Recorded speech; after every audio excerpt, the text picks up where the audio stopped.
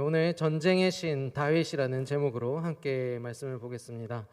성경 인물 중에서요, 좋아하는 인물을 이야기를 하라고 하면요, 다윗이라는 인물은요, 감히 한 세 손가락 안에는 충분히 꼽힐 겁니다. 거의 최상위에 속하는 인물이라고 생각합니다. 그만큼요, 다윗이라는 인물이 보여주는 모습은 우리 삶에 감동이 됩니다. 그리고 어쩌면요, 다윗의 삶은요, 우리 삶을 위로하는 힘이 있는지도 모르겠습니다. 어쩌면 우리는 다윗의 인생 속에서 우리의 인생을, 우리의 삶을 돌아보게 되는 것 같고요. 유진 피터슨의 책 다윗 현실에 뿌리 박은 영성에서는 이렇게 이야기를 하고 있습니다. 다윗 이야기는 진정 정열로 들끓는 이야기다. 바로 현세를 사는 영성이 그의 삶의 특징이며 그러한 정열의 이유다. 어쩌면 이러한 이유로 우리도 또 그 다윗의 삶을 보면서 끌어오르고 또 다윗의 삶을 통하여서 우리 삶을 또 조정해 가는지도 모르겠습니다. 실제로 다윗의 삶을요 돌아보면요 처절할 만큼 현실적인 것들이 많이 있습니다.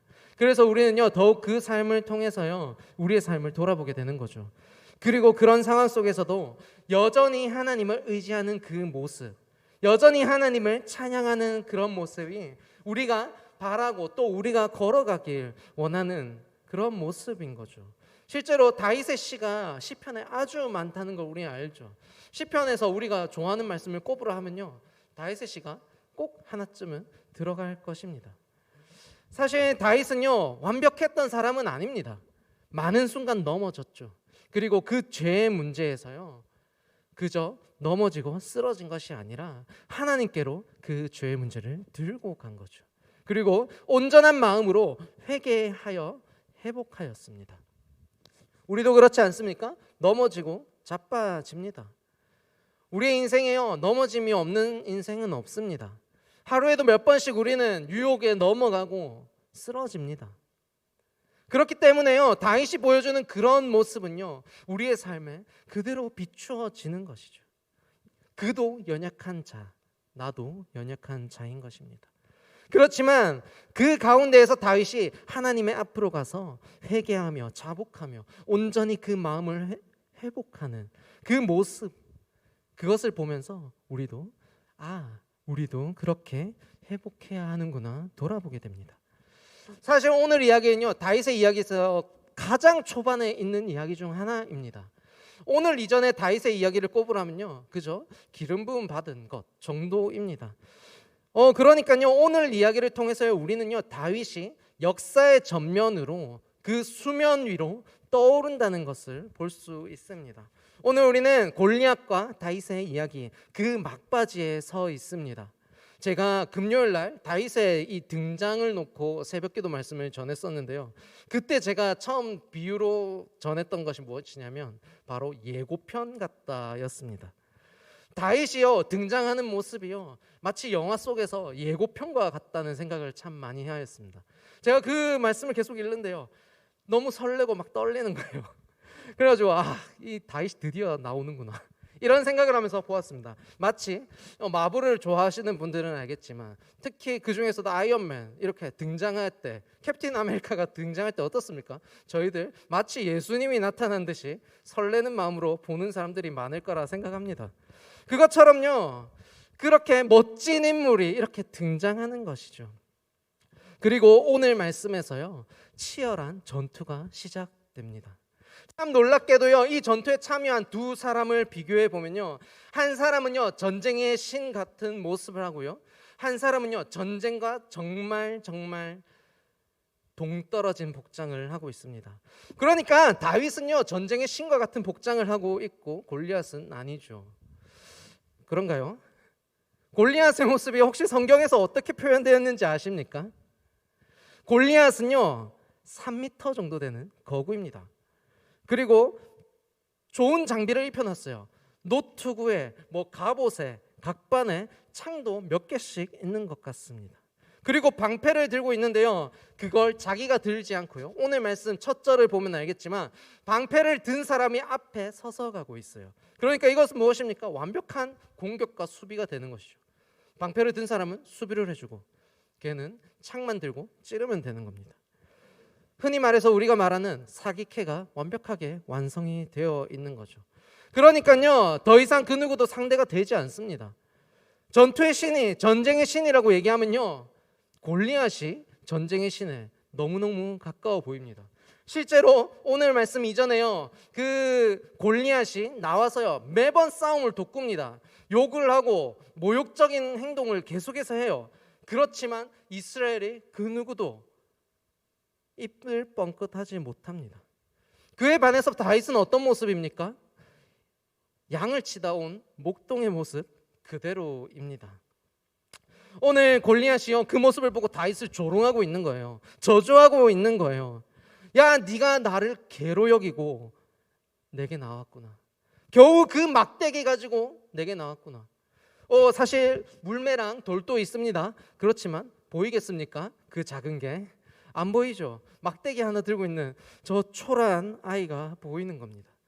거기에 골리앗의 활을 더 돋구는 것이 있으니까요. 그건 뭐냐면 바로 다윗이 젊고 붉고, 그냥 붉다는 말은 뭐냐면요, 아름답다는 얘기예요. 아름답고 잘생겼으니까 열받는 거예요. 골리앗이 잘생겼을 거라고 상상하기는 조금 어려울 것 같습니다. 그러니까 잘생긴 애를 보면 열이 받죠. 전쟁을 누비고 다니는 그런 사람이 아니라는 겁니다. 성경의 표현은 그냥 단순히 잘생겨서 너무 잘생겨서 열받는다 이런 게 아니라 저 모습은 전쟁과는 전혀 상관없는 모습이라는 거죠. 아직 너무 어린 아이고, 이때 다윗의 나이가 어느 정도냐면요, 한 17, 18 정도 되는 애예요. 제가 가르치는 청소년부에 선우가 있습니다. 선우라고. 선우가요 그래도 키도 크고요, 운동 이제 체대를 준비하기 때문에 운동도 열심히 해서 근육도 빵빵합니다. 그래봐야 18애입니다. 19애입니다. 그리고 또 뭔가 전쟁에 많이 나졌으면요 얼굴에 상처 하나 좀 딱 있어줘야 되는 거 아닙니까? 전투하다 보면 그런 상처들 훈장같이 남는 거 아닙니까? 암살에서 이정재도 얘기하죠. 내가 여기서 한 발, 저기서 한 발, 이런 걸 훈장처럼 얘기하잖아요. 그게 바로 전쟁 영웅들의 심리 같은 거예요. 어쩌면 골리앗도 그랬는지도 모릅니다. 이 핏덩어리 같은 놈이 나한테 나와서 지금 싸우려고 하는구나. 불쾌할 수밖에 없죠. 참 기가 막히는 상황입니다. 다윗은요 그냥 한 번에 나가 떨어질 만한 모습인 거예요. 누구도 다윗에게 기대하는 사람은 없었을 것이라 생각합니다. 심지어 이스라엘 백성 중에서도 그 누구도 다윗에게 기대는 하지 않았을 거예요. 사실 오늘까지의 말씀을요, 이 사무엘상의 말씀을 잘 읽어보면요, 다윗이요 얼마나 기대를 받고 있지 않는지를 정말 잘 알 수 있습니다. 그리 좋은 대접을 받고 있는 사람이 아니라는 걸 우리는 알 수 있어요. 목동으로서의 삶을 잘 살아가고 있지만 그것이요 그리 대단한 것은 아닙니다. 사무엘이요 그의 집에 기름 부음을 위해서 갔습니다. 그런데요 아들들이 다 와 있었어요. 그런데 다윗만 거기에 없었습니다. 왜냐? 양을 치고 있었기 때문입니다. 그 가족들조차도요 그 선택을 받는 그 순간에 다윗이 그 선택을 받을 거라는 기대는 하지 않았던 거예요. 그만큼 어떻게 보면 아무 의미 없어 보이는 그런 아들이 다윗이었는지도 모릅니다. 많은 아들 중에 하나, 막내. 그리고 오늘 전쟁터에 나오게 된 것도요 다윗이 차출된 게 아니에요. 전쟁에 아버지가요, 야 너희 형들이 나가 있으니까 형들에게 보급품을 좀 전해줘라. 그 빵을 형들에게 갖다 주고 그 상관들에게 치즈도 좀 갖다 줘라. 이 말을 듣고 온 거예요. 싸우러 온 게 아닙니다. 다윗은. 하지만 다윗이 여기에 골리앗의 앞에 서게 된 이유는요 다름이 아니라 바로 골리앗이 하나님의 군대를, 하나님을 모욕하는 것을 들었기 때문입니다. 다윗의 관심은요 골리앗에게 있지 않았어요. 골리앗이 어떤 사람인지는 상관없었어요. 멀리서 보았을 때 정말 대단한 병사 같았겠죠. 그렇지만요 다윗에게는요 그것은 상관없는 일이었어요. 그 놈이 뭘 하고 있었냐면 하나님의 군대를 모욕하고 있었던 거예요. 하나님의 군대를 모욕하는 그 이방인의 앞에 서게 된 것이죠. 하나님의 이름을 더럽히는 이방인, 그 이방인 놈을 죽여야만 했던 겁니다. 사실 다윗이요 골리앗 앞에 설 수 있었던 이유는요 또 한 가지가 있는데 바로 45절의 고백 속에 담겨 있습니다. 다윗이 블레셋 사람에게 이르되 너는 칼과 창과 단창으로 내게 나아오거니와 나는 만군의 여호와의 이름 곧 내가 모욕하는 이스라엘 군대의 하나님의 이름으로 내게 나아가노라. 다윗이요 거기 서 있을 수 있었던 이유는요 바로 하나님 때문입니다. 다른 그 무엇도 아닌 하나님을 의지하였기 때문에 거기 서 있을 수 있었죠. 우리는 이 다윗의 모습을 통해서요 우리의 삶을 그리고 우리의 신앙을 한번 돌아보아야 될 것입니다. 가장 먼저 다윗은요 하나님을 위한 분노를 하였습니다. 다윗이요 골리앗이 외치는 소리를 들었을 때요 처음 했던 반응이 무엇이냐면 바로 분노였습니다. 그는 하나님의 군대, 이스라엘의 군대를 모욕하고 있는 골리앗의 외침을 가만둘 수 없었던 것입니다. 하나님의 군대를 향한 모욕은 하나님을 향한 모욕이라 판단한 거죠. 그렇습니다. 다윗은요 하나님을 위해서 분노한 것이죠. 하나님의 이름을 모욕하는 저 이방인, 그의 어떠한 모습이든지 그가 대단한 전투의 신과 같은 모습이든지 상관없이 분노하였던 겁니다. 이러한 태도는 우리의 삶에 정말 필요합니다. 우리는 많은 순간 하나님의 이름이 욕되는 것을 보지 않습니까? 그리고 우리는 그 순간 어떻게 행동을 합니까? 두려워서 피하기도 하고, 더러우니까 피하기도 하고, 엮이면 피곤하니까 그냥 넘어가지 않습니까? 마치 이스라엘 군대가 골리앗이 그렇게 오랜 기간을 시비를 걸었음에도 그냥 넘어갔던 모습처럼 우리는 그렇게 넘어가고 있지는 않습니까? 어쩔 수 없는 상황 앞에서 우리는 하나님의 이름이 욕되는 것을 그저 눈 감고 넘어가지는 않습니까? 아니, 우리가 그 하나님의 이름을 욕되게 살고 있지는 않습니까? 참 부끄러운 모습이라고 생각합니다. 하지만 그렇게 머물러 있어서는 안 됩니다. 하나님의 이름을 위한 분노, 우리는 해야 합니다. 우리는 하나님의 이름을 위해서 변론해야 합니다. 복음을 위해서 변론해야 합니다. 그리고 그것을 위한 삶을 살아야죠. 그렇게 하기 위해서는 하나님을 아는 지식이 필수적입니다. 여러분 혹시 아는 것이 없는데 변호를 할 수 있습니까? 변호인이요 누군가를 변호하기 위해서는요 그 사람의 모든 것을 알아냅니다. 그 변호를 할 때요 어떤 말을 하냐면요 나를 믿고 다 말해 주어야 한다고 합니다. 아는 모든 것을, 그게 유리하든 불리하든 상관없이 다 말하도록 하는 거죠. 알아야지 변호를 할 수 있는 거예요. 그것과 같습니다. 우리가 하나님을 알지 못하는데 우리가 하나님을 변호할 수 있습니까? 하나님이 어떤 분이신지, 하나님이 내게 역사하신 것이 무엇인지, 그리고 왜 우리가 이런 모습으로 살아가는지 우리가 이해하지 못하고 있는데 어떻게 하나님을 변호합니까? 다윗은요 하나님을 온전히 알았기 때문에요 그 이방인이 이스라엘 군대를 모욕하는 그때 하나님을 모욕한다고 판단하였던 것입니다. 그 판단이 어디서 나왔냐면 바로 그 하나님을 아는 지식에서 나온 것이죠. 그렇기 때문에요 골리앗이 하는 행동은 그저 사람을 위협하는 것이 아니라 하나님을 대적하는 것이라 생각하는 것입니다. 우리는 많은 사람들이요 교회를 욕하고 또 성경을 욕하는 것, 또 예수를 욕하는 걸 많이 봅니다. 그렇지만 우리가요 교회를 온전히 이해하지 못한다면, 또 성경을 온전히 이해하지 못한다면, 또 예수를 올바르게 알지 못한다면 우리가 그것을 위해서 변호하고 분노할 수 있을까요? 특히 교회에 대해서는 그렇지 않습니까? 그들이 욕을 할 때 우리도 공감하지 않나요? 근데 우리는 혹시 교회를 온전하게 이해하고 있습니까? 어쩌면 이것은 불가능한지도 모릅니다. 완벽하게 모든 걸 알 수는 없죠. 하지만 우리가요 그것을 위해서 노력해야 합니다. 이것은 단순히 사역자인 저에게만 요구되는 게 아닙니다. 교회를 이해하고 예수를 이해하고 성경을 올바르게 알아서 변호하는 것, 사역자의 일이라고 우리는 많이 생각하죠. 하지만 그게 아니에요. 모든 그리스도인들에게 요구되는 것이 바로 그것입니다. 예수를 믿는다는 의미가 그런 것이라는 거죠. 우리는 올바르게 알고 올바르게 보며 올바르게 분노해야 합니다. 그때 우리가 하나님을 위해서 싸울 수 있는 것입니다. 둘째로 우리는 하나님의 이름으로 나아가야 합니다. 45절에 다윗이요 블레셋 사람에게 이르되 너는 칼과 창과 단창으로 내게 나아오거니와 나는 만군의 여호와의 이름 곧 내가 모욕하는 이스라엘 군대의 하나님 그 이름으로 내게 나아간다 합니다. 무엇으로 나아갑니까? 하나님의 이름으로.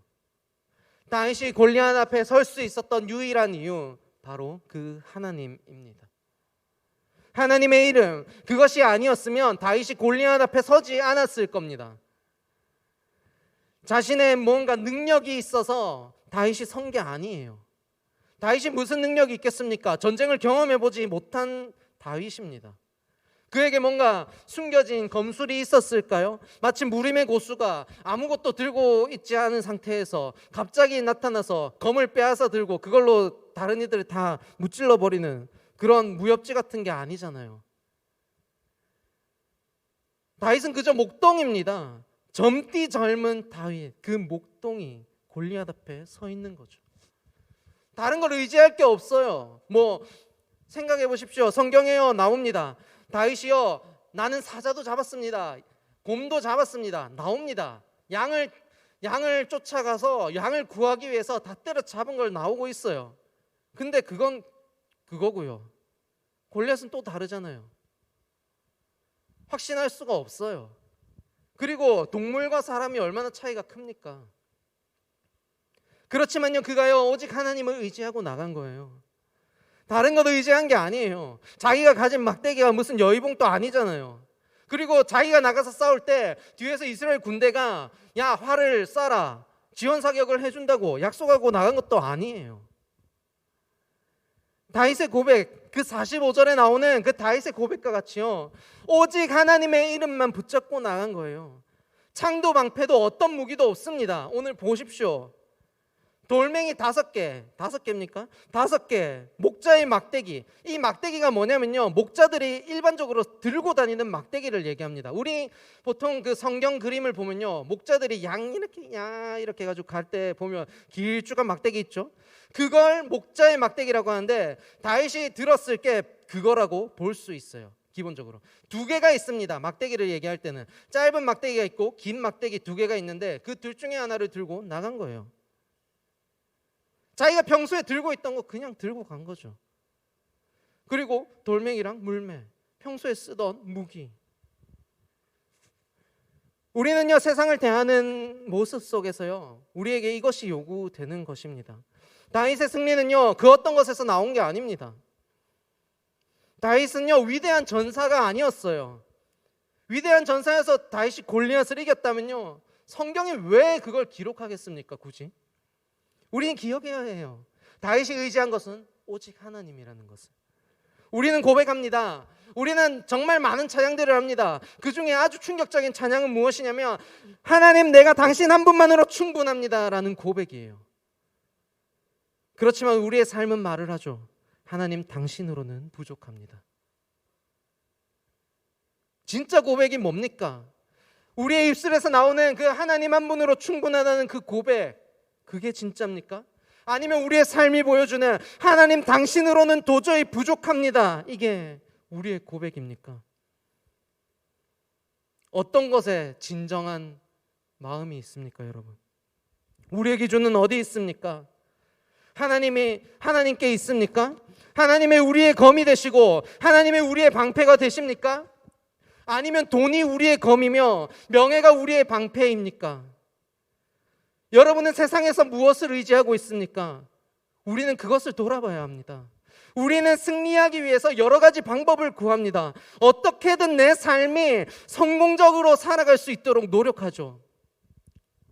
그런 가운데 하나님이 뒷전이 되는 경우가 얼마나 많습니까? 청년들의 삶을 돌아봅니다. 많은 청년들이 얘기합니다. 전도사님, 목사님, 지금은 너무 바쁩니다. 지금은 너무 바빠서요. 내가 교회를 섬길 수도 없고요. 훈련을 하기도 좀 어렵습니다. 조금만 덜 바빠지면 그때 더 열심히 할게요. 지금은 취업하는데 온 신경을 쏟아야 되니까요. 일주일에 1시간밖에 안 됩니다. 내 예배만 드리고 가겠습니다.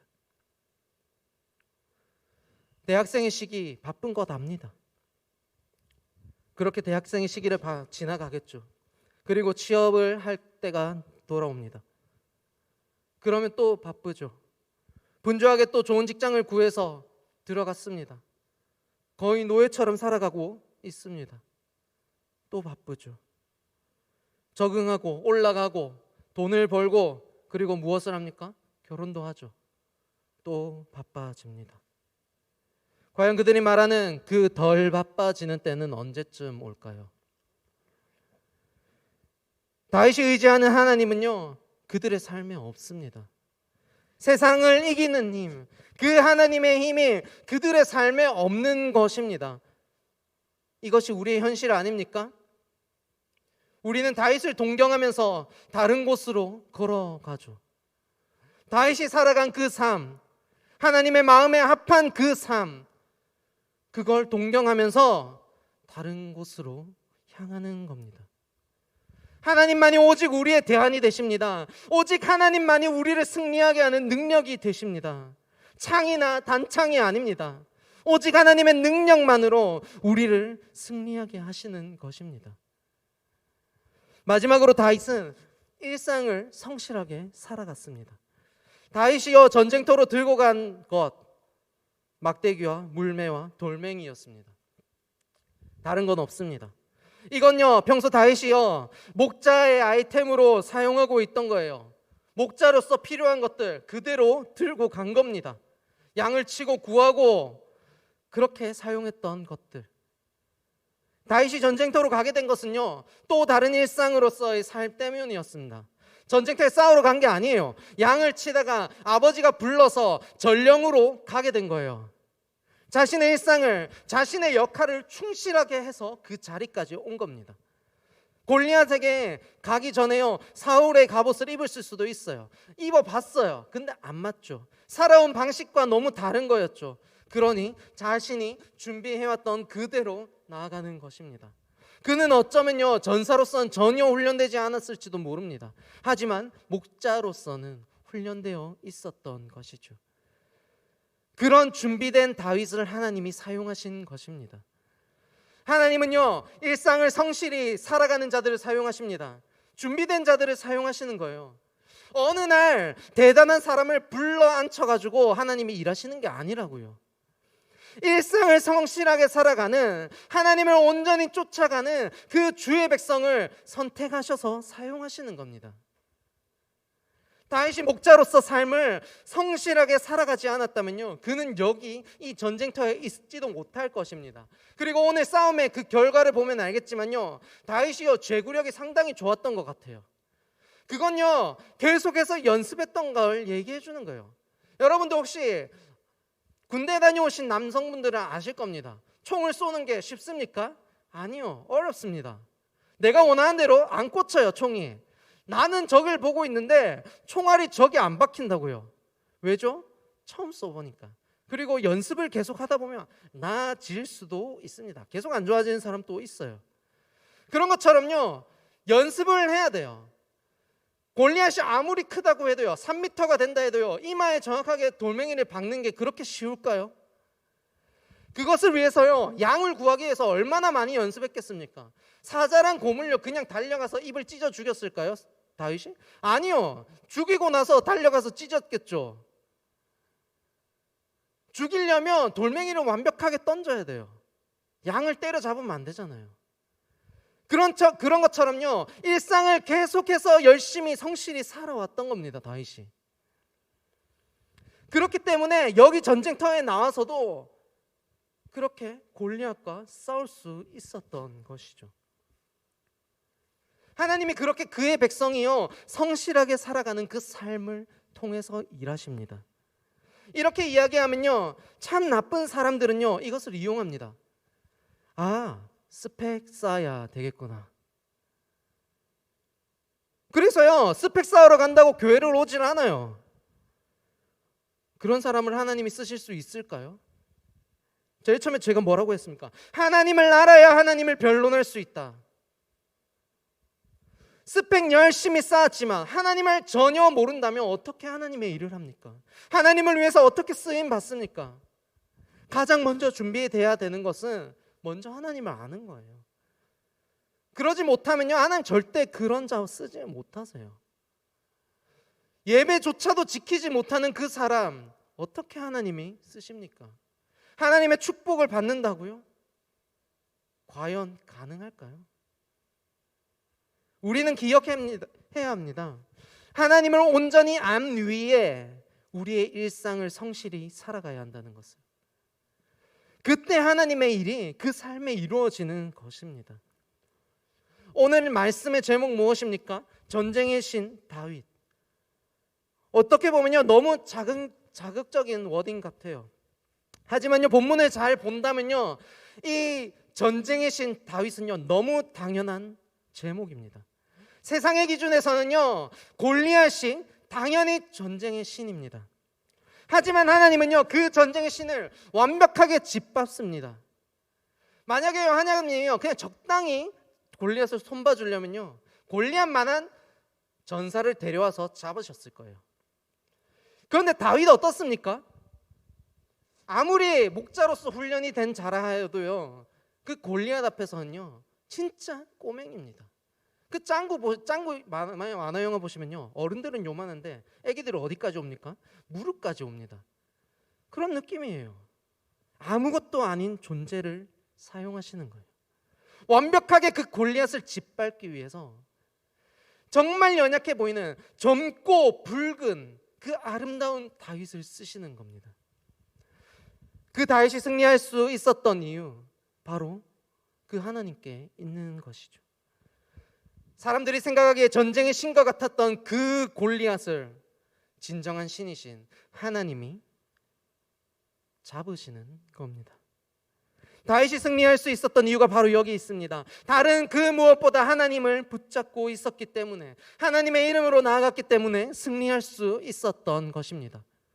우리의 삶도 그렇게 하나님의 이름으로 나아가길 소망합니다. 이것저것 변명할 필요 없습니다. 하나님이 없다면 우리에게 승리도 없다는 것을 기억하는 우리가 되길 소망합니다. 그때 진정한 전쟁의 신, 그 하나님이 주시는 승리를 우리가 맛보게 될 것입니다. 우리 함께 찬양하길 원하는데요, 오늘 그 말씀을 보면서요, 한 번에 기억이 났던 찬양이 하나 있습니다. 47절의 말씀을 보면요, 다윗이 이렇게 이야기를 합니다. 여호와의 구원하심이 칼과 창에 있지 아니하니 전쟁은 여호와께 속한 것인즉 그가 너희를 우리 손에 넘기시리라.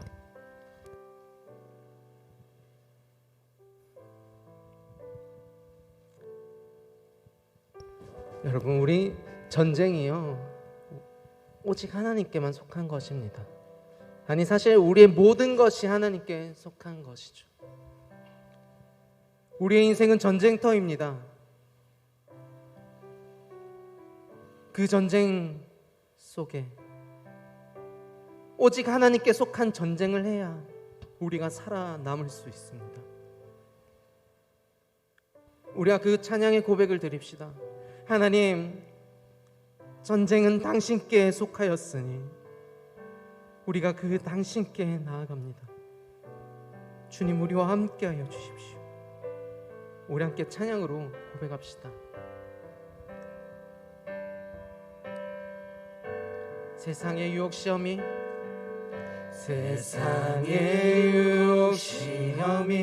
내게 몰려올 때에 나의 힘으로 그것들 모두 이길 수 없네.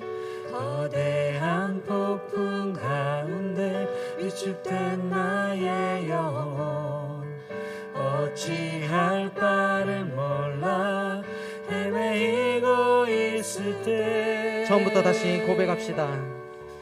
세상의 유혹 시험이 내게 몰려올 때에 나의 힘으론 그것들 모두 이길 수 없네.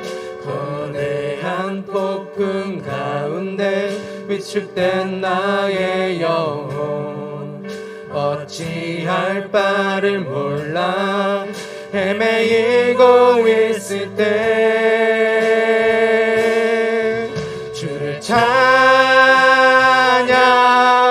손을 들고 찬양 전쟁은 나에게 속한 것 아니니 주를 찬양